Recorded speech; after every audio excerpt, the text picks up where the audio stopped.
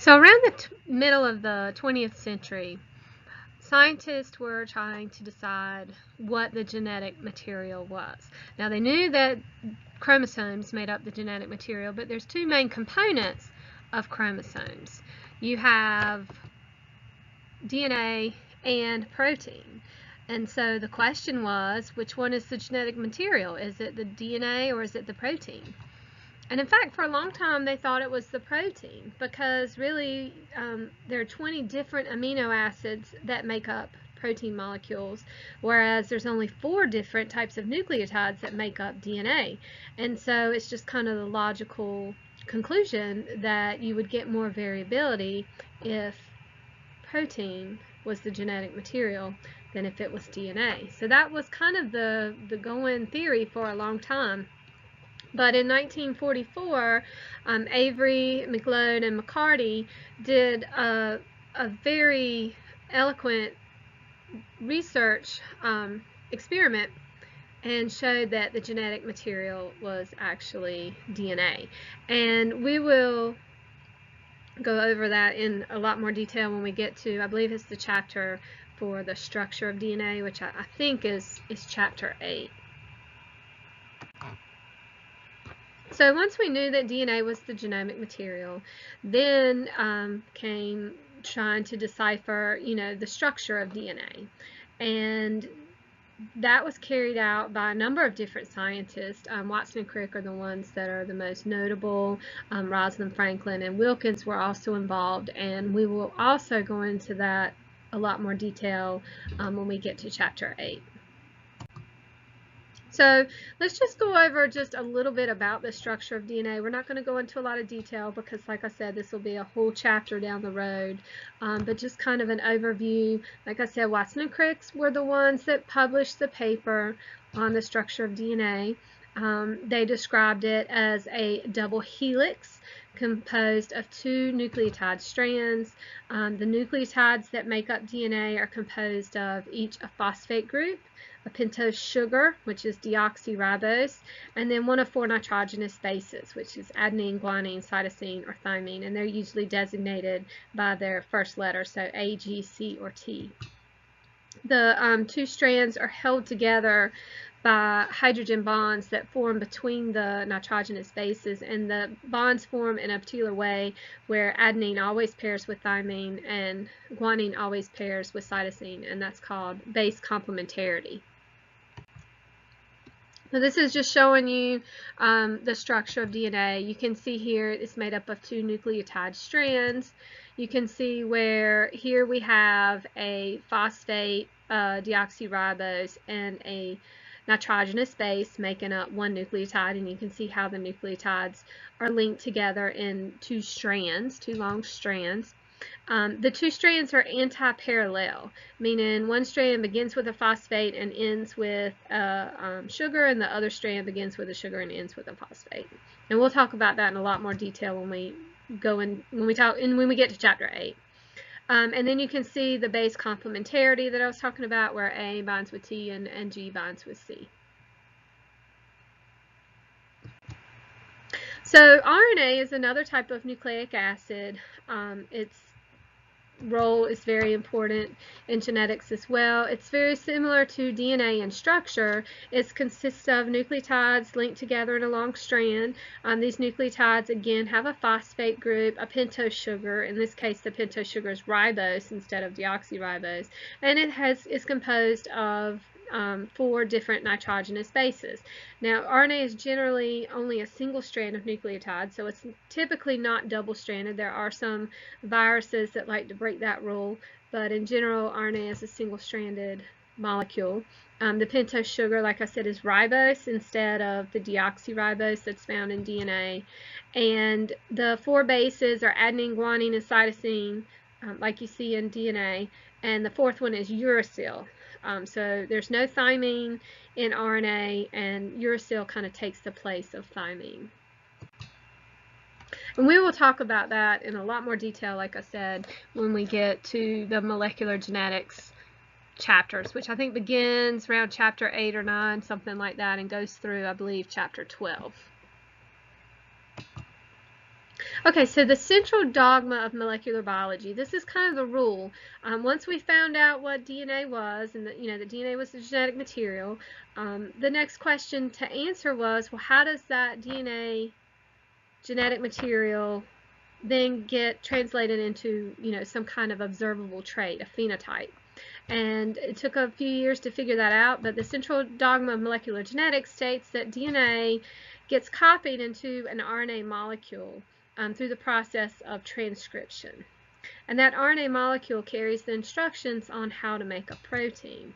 So that RNA then gets translated by a ribosome, and a protein is synthesized in the process, and that is called translation.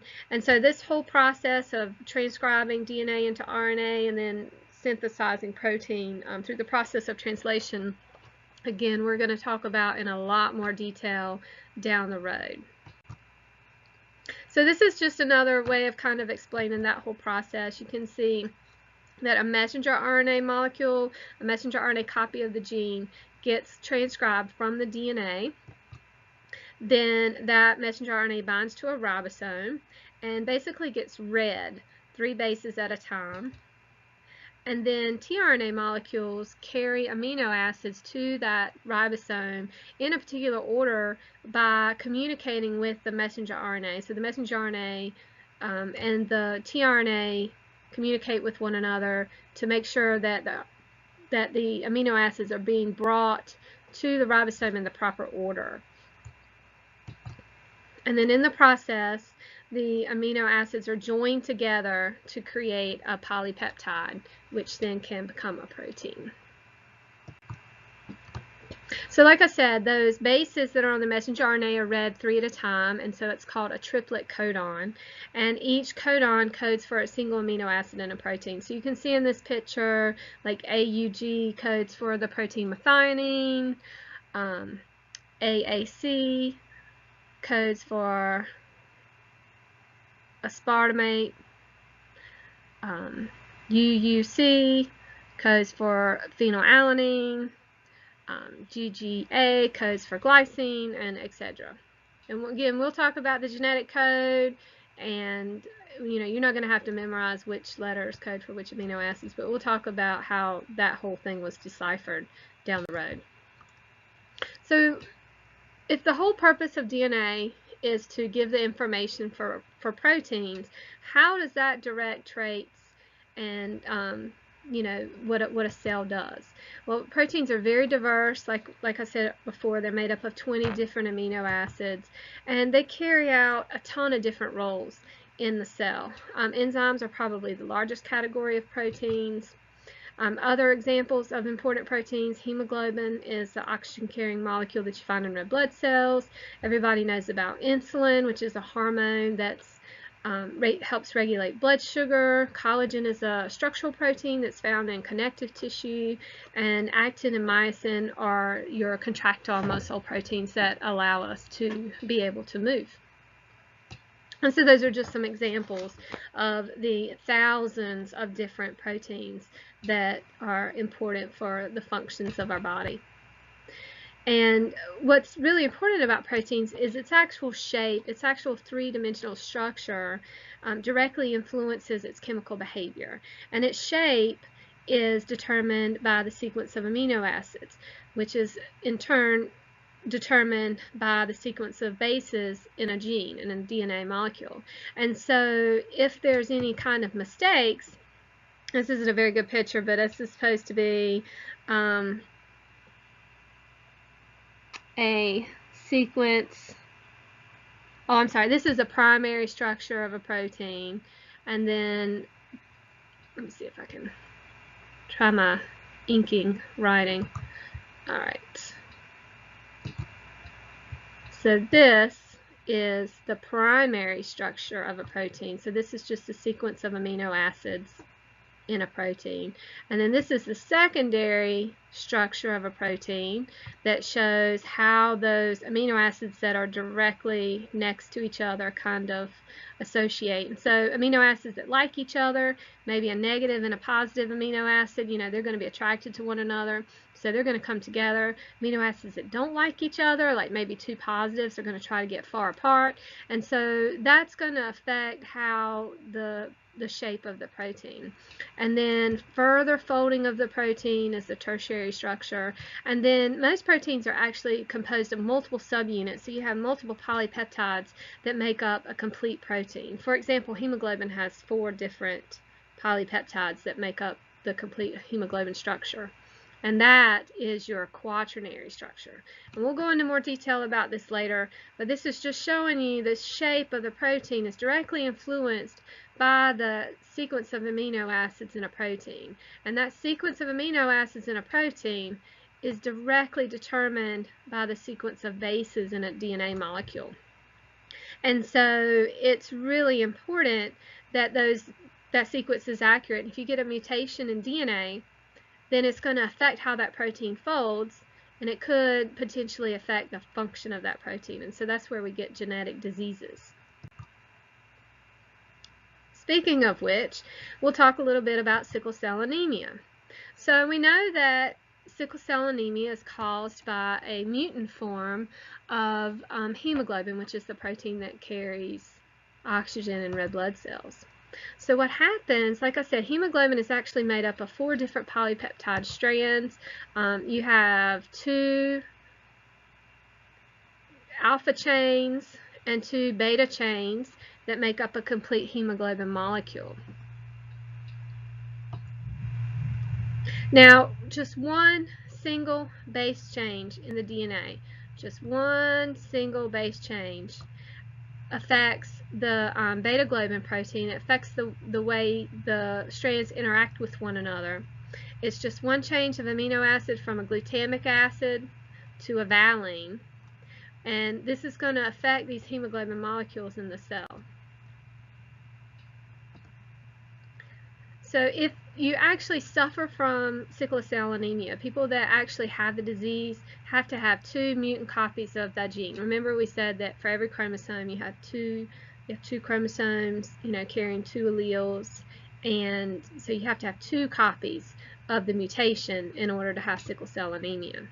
And what happens is the valine makes the proteins kind of stick to one another, so you have these long chains of hemoglobin that form and distort the red blood cells. So this is what normal hemoglobin looks like over here, and then you can see over here how it's clumped and it forms those long chains.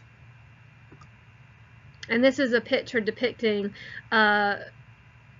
sickle cell red blood cell. And so you can see it's shaped very differently from the normal cells.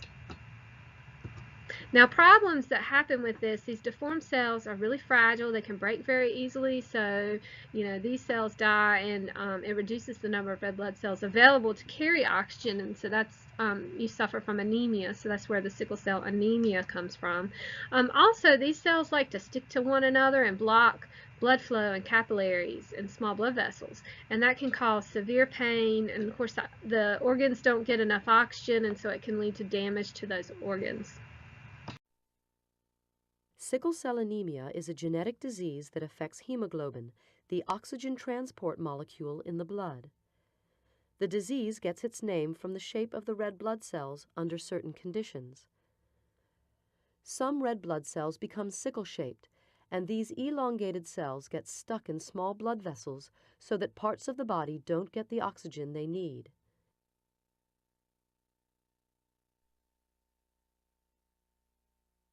Sickle cell anemia is caused by a single code letter change in the DNA. This in turn alters one of the amino acids in the hemoglobin protein. Valine sits in the position where glutamic acid should be. The valine makes the hemoglobin molecules stick together, forming long fibers that distort the shape of the red blood cells, and this brings on an attack.